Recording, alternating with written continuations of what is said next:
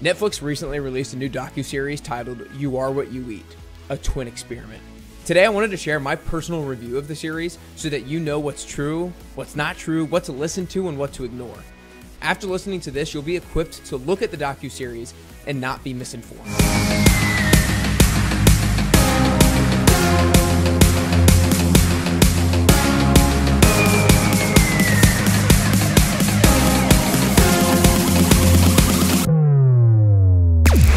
Felt compelled to forego an interview episode and break down the new Netflix documentary called You Are What You Eat, a twin experiment.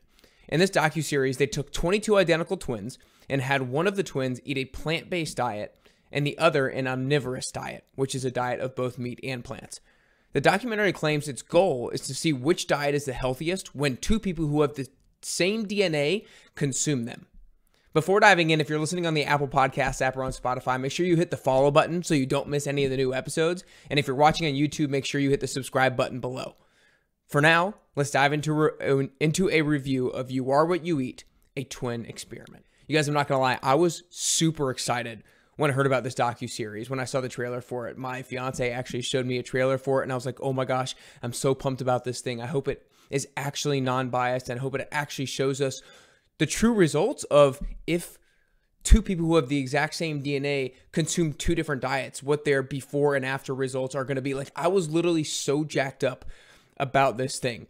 In the first episode, the details of the first episode, verbatim on Netflix, it says, in quotes, identical twins join a scientific study and must stick to either a plant-based or omnivorous diet for 8 weeks to determine which is the healthiest. And then almost immediately upon viewing some of the first episode, I was so frustrated. Like I said, I was excited because we all know genetics play a big role in our health, but it's not an exact science of how big of a role they play versus how big of a role our diet, our fitness, and our lifestyle habits play. So I was just pumped to see some hard evidence of what would change before and after consuming the two different diets of people who had the same identical DNA. But then again, the documentary took such a different tone and it was so frustrating. And today I want to talk about it from a few different angles. I want to talk about the funding and the bias that the docuseries has, the farming practices that it talks about, the health that it talks about, and then the results that are reported. So to start off, to give you guys some context on the funding and the bias that is included in this docuseries, because I'll be the first to say, unfortunately, it's almost impossible to find anybody who is not biased.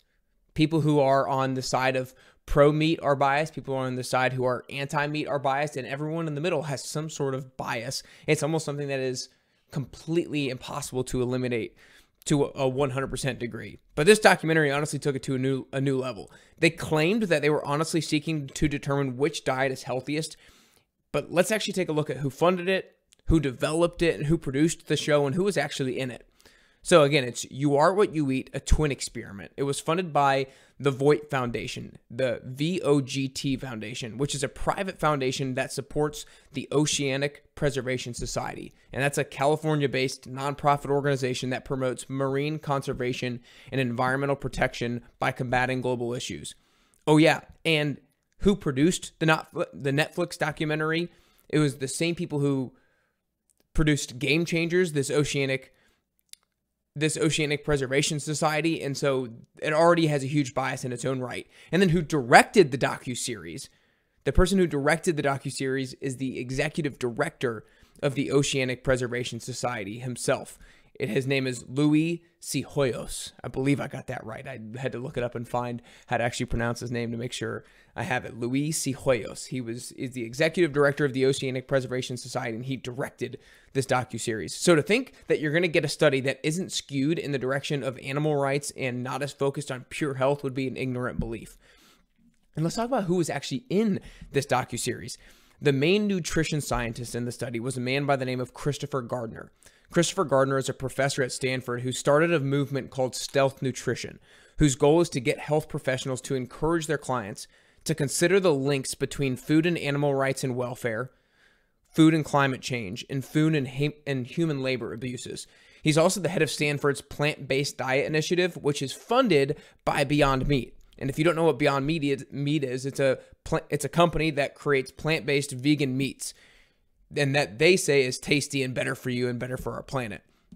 And then there's more standouts in the docuseries as well, like Patrick Brown, who's the founder of Impossible Foods, which is another company that also makes vegan meats. Then there's another person, Miyoko Shinner, who is the founder of Miyoko's, which is a company that makes vegan cheeses. And her personal Instagram profile, her bio says she is an activist out to end cruelty to animals and climate change by connecting our palates to our future. Now, again, when I'm bringing up these people and bringing up these companies, I'm not saying that these are bad people or these are bad companies per se. But I am saying that they have an agenda. I am saying that there's absolutely no way that this docuseries, directed by a vegan, based on a study done by a vegan, with a vegan fitness trainer, and funded by vegan food companies, is going to provide an unbiased look at health and nutrition. So that's the first thing to make sure you realize, either after watching this or while you go in to watch it. You want to make sure you understand all the kind of bias that is being influenced by this docuseries. So that was the first one, funding and bias. Let's talk about the farming practices, because this is a topic that is in a docuseries that is supposed to be about nutrition and supposed to be about health. They bring farming they talk about farming practices almost for, this is not analyzed, but I would bet that of the about 4 hours of this entire docuseries, I would bet almost half of it, almost 2 full hours, were based on the farming practices. So I'll be completely honest, this is an area that is not my area of expertise. But what I do know from my own personal research is that, for starters, that industrial agriculture and factory farming is not what's best for our environment. It's not a responsible way to raise animals, and the meat that it produces is not what's best for our health. There's no doubt about all of that. And some of the images that they show and videos that they show and pictures that they show are gruesome and nasty, and I don't think we should be supporting those kinds of things. But there are a couple things I want to kind of touch on when it comes to that. Number one, the degree to which it is harmful to our environment and our health is oftentimes overblown. And number two, the documentary spent absolutely zero time recognizing regenerative and responsible farming practices. But let's go back to the fact that the degree to which the negative impacts on our environment and the negative impacts on our health are far too overblown. Let's take the popular claim that cows burping and farting adds methane gas into the atmosphere. Now, there was an analysis that came out in 2006 by the Food and Agriculture Organization of the United Nations, and they called it Livestock's Long Shadow. This report said that livestock produces 18% of all the greenhouse gas emissions, which is more than the transportation sector. And in the documentary itself, a guy named Carlos Nober, who is a scientist at the University of Sao Paulo, says, in quotes, "We know that a large amount of global emissions comes from the whole global agricultural sector, and most of that comes from cattle." But what this 2006 analysis failed to separate was the percentage of greenhouse gas emissions that came from the actual cattle themselves versus what came from other things like the manufacturing of the cars and planes of the industry, the energy required to run the factories, the energy used for transportation and refining oil. Like, again, it says that this 2006 analysis said that 18% of all greenhouse gas emissions comes from livestock, when they're saying 18%, they're not just saying the cattle themselves. They're really saying all of these things. They didn't separate that stuff out. But then even more recently, the Environmental Protection Agency, the EPA, says that all livestock only represent 3.9% of greenhouse gas emissions, and that beef cattle only represent 2% of total greenhouse gas emissions. And then again, the topic of methane, I've seen things where methane produced from cows is not the same because it has to be turned into carbon dioxide. It's not the same effect on the atmosphere as carbon dioxide that's released from fossil fuels and things of that nature. Again, this is not my topic or area of expertise. I just know that they far over exaggerate the negative impacts on the environment of this type of farming practice. And then another thing is it's very easy to say things that make sense on the surface and can scare you into changing your beliefs that aren't founded on any kind of truth. For example, Patrick Brown, the founder of Impossible Foods, was quoted in the documentary saying, "Every time you eat a piece of meat, a little puff of smoke goes up in the Amazon." I mean, come on. He's just trying to make you feel guilty for eating meat and paints this ridiculous picture in your head. And again, it's so easy to scare people into thinking that that is true. Like I'm a bad person if I'm eating meat. And it's just so frustrating that people paint these kinds of pictures. And there's another direct quote from somebody who I forget exactly who it is in the documentary, but the quote says, "I read a report that said we would need 3 planets to survive if we continue to eat like we eat." And they don't go on to note any particular report or any particular study or back up any kind of reason why. They just go out and say that sort of thing. And again, it's an easy tactic to scare people into believing that's true. And it doesn't go into saying factory farming versus regenerative farming. It doesn't say how much meat. Like, it's just ridiculous with making a claim like that. It's just irresponsible and it's not based on anything. Again, am I an expert on farming practices? No. Am I an expert on greenhouse gas emissions? No. But what I do know is that these things are over-exaggerated to scare you and to get you to change your beliefs. Also, remember what I said earlier about how they do not recognize or talk about at all in this docuseries the difference between factory farming and regenerative farming, the difference between factory farming and responsible farming. Like, I made the change a long time ago that I don't buy certain products that are not raised the right way, both from an environmental perspective and from a nutrition perspective. Like, when I buy beef, I always buy grass-fed. When I buy fish, I always buy wild caught. When I buy chicken and eggs, I always get organic and pasture raised. This ensures that the animals were raised right, they have positive effects on our environment, and they're very nutritious for our bodies. And the last thing that they didn't even mention were a lot of the negative side effects of things like soy farming, which is a main ingredient in a lot of vegan foods. Some of the negative effects being soil erosion and degradation. Again, that's not my area of expertise, so I'm not going to try to talk on it too much further or act like I'm an expert. However, from what I can tell, farming practices required to eat a vegan diet are also not great for our planet. Now, we talked about funding and bias. We talked about farming practices. Now let's dive into what the docuseries was actually supposed to be about, and that's health. The classic argument against meat that has been used for decades, especially from plant-based, vegetarian, vegan community, is the dangers of saturated fat. And this documentary also leverages that argument. It's a decade-old critique that has been modified tons of times by many people over the years. Now, really, most scientists accept that saturated fats are not as unhealthy as they previously assumed. According to Healthline, evidence suggests that they don't even cause heart disease, though their exact role is still being debated and investigated. Now, do I think we should be eating just buttloads of saturated fat? No. But if you have saturated fat from responsibly raised sources in proper amounts, then the dangers of them are minimal to none. The documentary goes further into this decade-old argument that eating saturated fats will increase your LDL cholesterol levels. But now people are really coming to realize that the link between cholesterol levels and heart disease is a whole lot more complex than we once thought. There's not just one kind of LDL cholesterol. There's LDL cholesterol that is large and puffy, and then there is small LDL cholesterol that is small and dense. And the large puffy LDL cholesterol is not related to heart disease, where the small and dense particles are. But when you're going to get a regular blood test and get your blood panel done, it doesn't separate out large versus small LDL particles. And so that's something that we're still learning a whole lot more about. And this documentary just uses easy, formerly used arguments to quickly portray to the general public why saturated fats and LDL cholesterol is unhealthy and will clog your arteries and all this kind of stuff. But again, the scientists and everything are getting to the point where they're realizing that it's a lot more complex and it's actually not a direct link to things like heart disease and other dangerous things. Another thing that this docuseries does, which is super frustrating, is they have everyday people talk about how you can eat a plant-based diet and get all the nutrients that you can from an omnivorous diet. There's this unnamed woman in the docuseries who touts how good mushrooms are for your health. She talks about how mushrooms have both vitamin B12 and iron, so it's even better than eating meat, she says. When I heard that, I was really surprised. I was like, wow, I didn't realize how healthy mushrooms are. So I fact-checked it, and I compared mushrooms to grass-fed ground beef. So let's start with the two things with vitamin B12. According to numbers from the National Institute of Health, the daily recommendation of vitamin B12 is 2.4 micrograms. So how much is in ground beef and mushrooms? In 4 ounces of grass-fed ground beef, it has 2.2 micrograms of B12. And remember, the daily recommendation is 2.4. And remember, when you're buying 1 pound of ground beef at the grocery store, it's 16 ounces. So 4 ounces is just a quarter of that. So it's not even a crazy high amount.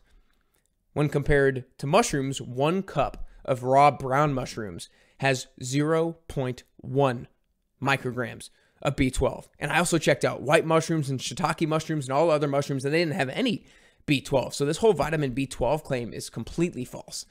So she claimed vitamin B12 and iron. So how about iron? According to numbers, again, from the National Institute of Health, the daily recommendation for iron is 8 milligrams. 4 ounces of grass-fed ground beef contains 2.3 milligrams of iron, which is just over a quarter of the daily recommendation. When it comes to 1 cup of raw brown mushrooms, it contains 0.3 milligrams of iron. Now, 1 cup of white mushrooms contains 0.5 milligrams of iron. So yes, mushrooms do contain some iron, but it's minimal, and it would take eating a crap ton of mushrooms to get to the same quantity of iron as grass-fed ground beef. So once again, this is misleading information. A lot of people say that this type of food has this vitamin or has this mineral, but they don't go on to talk about how much of that they actually have. Does it have the recommended amount of nutrients? How much of it do you actually need to eat to get the recommended amount and things like that? And so it's really easy to say a food has a particular vitamin or mineral, but not explaining that any further. Now, lastly, let's talk about what I was originally super excited about with this docu-series, which is the results. The results honestly should have been the most shared and the most interesting part about this study, but it was so frustrating because they spent like 20 minutes of this entire 4-hour docu-series talking about the results themselves. But even when they did talk about them, they found a way to put their own spin on it. They reported results on 4 sets of twins, and their body composition results are as follows. I'll try to share this verbally in a digestible of a manner as possible. So, a first set of twins, Javon and John. Javon, who was an omnivore, gained 7.1 pounds of muscle. John, the vegan, gained 2.3 pounds of muscle. When reporting this, I was probably as frustrated as I was throughout the entire docuseries. Because for literally every single person that they reported body composition changes, they showed body weight, and how that changed. They showed how body fat changed. They showed how muscle mass changed. For every single person, they showed a graphic on the screen of the person and all of those numbers and how they changed. They showed that for every single person except Javon, except the omnivore, who gained 7.1 pounds of muscle. They breezed past this so quickly, and they didn't even note how amazing of a gain that is in just 8 short weeks. But then this lady who's reporting all these results, when she's talking about John, who is the vegan who gains 2.3 pounds of muscle, she talked about it like it was the most amazing thing that she's ever seen. And yes, that's an awesome gain.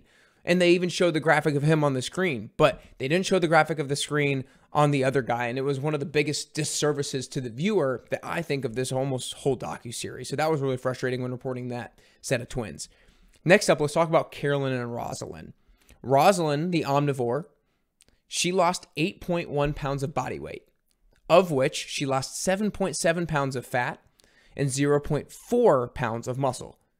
Carolyn, the vegan, she lost 7.9 pounds of body weight, of which she lost 5 pounds of fat, but she also lost 2.9 pounds of muscle. When they go about discussing their results, they essentially blamed Carolyn, the vegan, her lack of maintaining muscle due to the fact that she didn't strength train as much or as well as her sister Rosalind, which I'm sure, yes, is a huge reason why she did lose 2.9 pounds of muscle, whereas Rosalind only lost 0.4. But they didn't even mention how maybe it was due to the fact that she also was eating insufficient amounts of protein. Next up, let's talk about Charlie and Michael. Michael, the omnivore, he lost 0.2 pounds of body weight, but of which of that, he lost 3.8 pounds of fat and he gained 3.6 pounds of muscle. Now, Charlie, the vegan, he lost 3.5 pounds of body weight, of which he lost 2.8 pounds of fat, but he also lost 0.7 pounds of muscle. And when reporting their results, they basically attributed Charlie's loss of muscle to the fact that he wasn't weight training like Michael. And then the girl also told him, "I'm convinced you were under eating." And then he responded to her by saying, "I felt like I was stuffing myself all the time." But Michael, the omnivore, in this situation was basically the only person who had a complete body recomposition, meaning he lost fat and gained muscle to a significant degree, right? Like he lost 3.8 pounds of fat and gained 3.6 pounds of muscle, but they like breezed by his results. And they just kind of talked about Charlie from the standpoint of, yeah, this probably happened. You probably didn't see the results that you wanted because you didn't weight train and eat enough as your brother did. Lastly, let's talk about the last set of twins, Pam and Wendy. Wendy, the omnivore, she lost 3.5 pounds of body weight, of which she gained 0.3 pounds of fat and lost 3.8 pounds of muscle. Pam, her sister, who was the vegan, she lost 7.6 pounds of body weight, of which she lost 1 pound of fat, but she also lost 6.6 pounds of muscle. When reporting those results, both sisters claimed that they didn't do, or admitted to the fact they didn't really do the weight training that their trainer had prescribed. Instead, they just added in jump rope and the treadmill regularly. So, of course, just because they stuck to cardio only, they lost weight, but they lost a ton of muscle. Almost all their weight they lost was muscle. So both of them had similar results. The omnivore lost less muscle, where the vegan lost more muscle. And again, they didn't even really compare the differences. And so what do the results tell us? Honestly, it's hard to tell because it's only 4 sets of twins and it's only an 8-week study.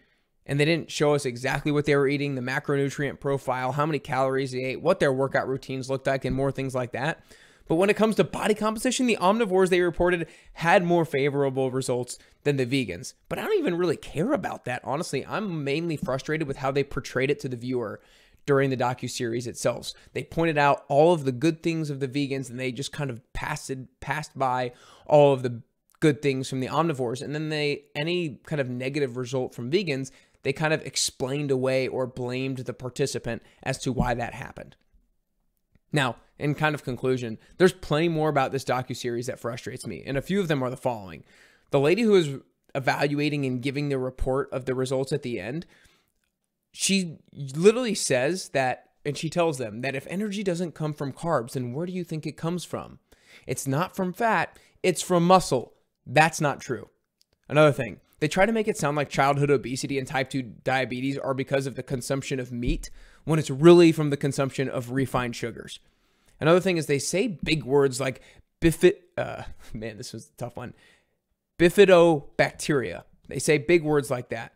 And they say that it only comes from a vegan diet to make it sound smart and true. And while, yes, this kind of bacteria that is good for the health of your microbiome, it comes from plant foods, but it comes from fermented foods. And that's something that like you really need to intentionally add into your diet, coming from things like sauerkraut, coming from things like yogurt, and coming from other fermented vegetables as well. So yes, that's a very healthy thing, but they make it sound like if you follow a vegan diet, you're going to have this great gut healthy microbiome, when it's like, well, you got to be really specific about what it is that you're consuming. And they don't really go into more fine detail like that.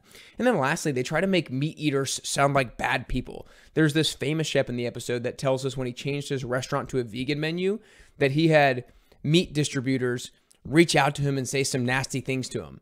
And maybe they did, or maybe they didn't, who knows? But this show does everything it can to put a negative spin on all things meat. Now look, I love vegetables. I love fruit. I think everybody needs to be eating more fruits and vegetables in their diet. I think that the main culprit of the standard American diet that is bad is the processed foods. They do a really great job during this docu-series talking about the negative impacts of pizza. It's like, yes, nobody's going to argue you that pizza is a health food. Nobody believes that pizza is a health food.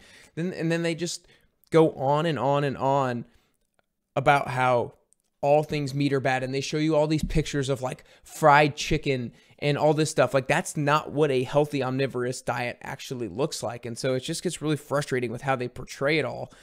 And again, I'm not hating on vegetarians or vegans. I'm hating on the documentary and how it claims to be about health when it's clearly not.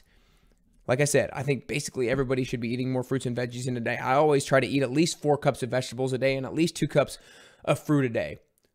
But when animals are raised right and consumed in the proper manner, in the proper quantities, they are one of the healthiest things we can eat. They can actually be beneficial for our environment. And yeah, they taste pretty damn good too.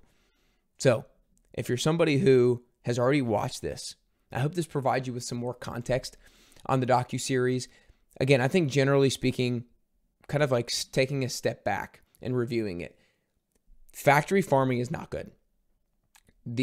A lot of the industrial practices that are going on with farming and raising animals is not good. It's not good for our environment. It's not right for the animals, and it's not leading to the most nutritious types of food. No doubt about it. But that doesn't mean that all meat is bad, because when farming is done right, which it is done so much more nowadays, that can actually be good for our environment. It can be good for the animals, and it can be super, super nutritious for our health. So it's not meat is good or meat is bad. It's good meat is good, bad meat is bad. And when it comes to a vegan diet, there are a lot of deficiencies of a vegan diet that people need to really consider when it comes to optimizing their health. Obviously, not enough protein, things like vitamin B12, things like iron, things like omega-3 fats, like this specific type of omega-3 fat that helps to nourish your brain and helps to nourish your cell membranes and everything like that. There's just, man, this docu-series did me in. It did me in. I hope today educated you. I hope you got something out of it today, whether you've seen the docu-series or not. I just think the spread of misinformation is so rampant nowadays because everybody has a bias, and I'm not sure if I think, of course I have a bias. I don't know exactly what I would say my bias is. I eat tons of fruits and veggies, and yes, I eat responsibly raised meat. I'm just out to improve my own health. I just don't like when people are spreading misinformation, which is why I wanted to share this podcast with you guys and talk a little bit about what's going on when you see a docu-series like this. So share this with a friend or family member who has seen the episode or who hasn't seen the episode, so they don't get misinformed, because the reality is all of us want to improve our health. And it's so overwhelming when there's a bunch of confusing and differing narratives and differing opinions and differing science and data and facts. I put all that in quotations because people can represent their own data and facts and however they want to skew your own beliefs and change your beliefs and change your opinions. And so we all just want the truth. We all want to improve our health. And I hope today provides you with some of that so that you can get closer to the healthiest version of yourself and ultimately closer and closer to your best you.